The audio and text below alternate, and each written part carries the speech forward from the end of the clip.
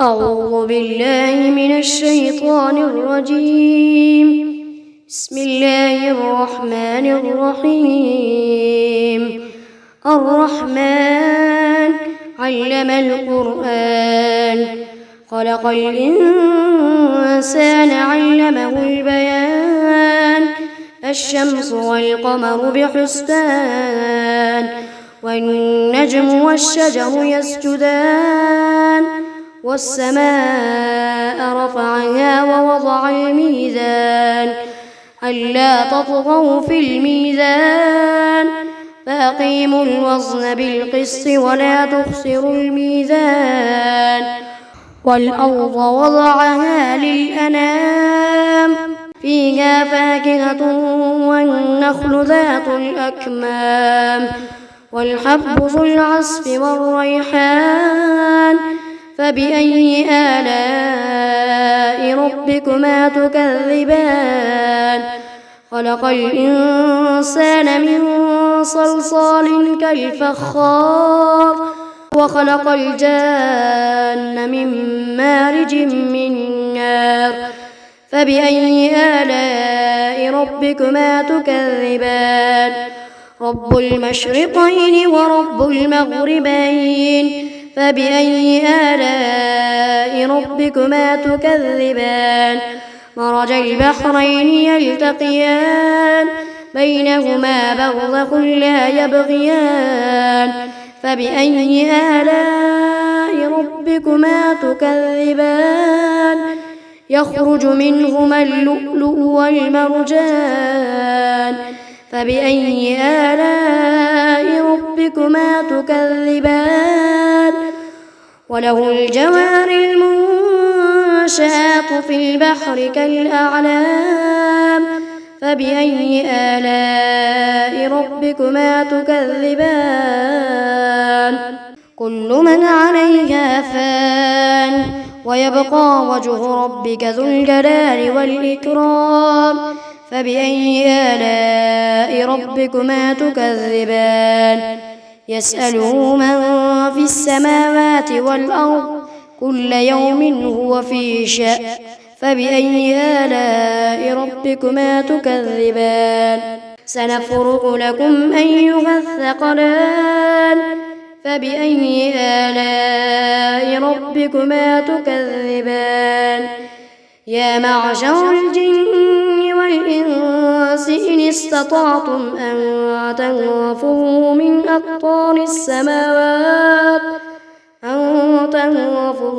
أقطار السماوات والأرض فانفذوا، لا تنفذون إلا بسلطان.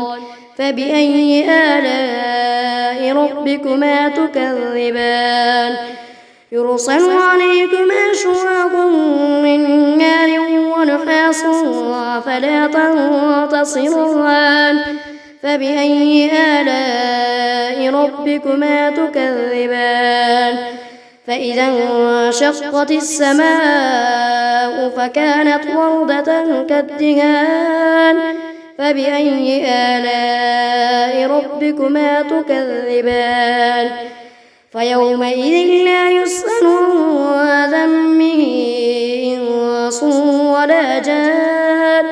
فبأي آلاء ربكما تكذبان؟ يعرف المجرمون بسيماهم فيؤخذ بالنواصي والأقدام. فبأي آلاء ربكما تكذبان؟ هذه جهنم التي يكذب بها المجرمون، يطوفون بينها وبين حميم آن. فبأي آلاء ربكما تكذبان؟ ولمن خاف مقام ربه جنتان. فبأي آلاء ربكما تكذبان؟ ذواتا أفنان. فبأي آلاء ربكما تكذبان؟ فيهما عينان تجريان. فبأي آلاء ربكما تكذبان؟ فيهما من كل فاكهة زوجان فبأي آلاء ربكما تكذبان متكئين على فرش بطائنها من استبرق وجنى الجنتين دان فبأي آلاء ربكما تكذبان فيهن قاصرات الطرف لم يطمثهن إنس قبلهم ولا جان فبأي آلاء ربكما تكذبان كأنهن الياقوت والمرجان فبأي آلاء ربكما تكذبان هل جزاء الإحسان إلا الإحسان فبأي آلاء ربكما تكذبان ومن دونهما جنتان فبأي آلاء ربكما تكذبان مدهامتان فبأي آلاء ربكما تكذبان فيهما عينان نضاختان فبأي آلاء ربكما تكذبان فيهما فاكهة ونخل ورمان فبأي آلاء ربكما تكذبان فيهن خيرات حسان فبأي آلاء ربكما تكذبان حور مقصورات في الخيام فبأي آلاء ربكما تكذبان لم يطمثهن إنس قبلهم ولا جان فبأي آلاء ربكما تكذبان متكئين على رفرف خضر وعبقري حسان فبأي آلاء ربكما تكذبان تبارك اسم ربك ذي الجلال والإكرام.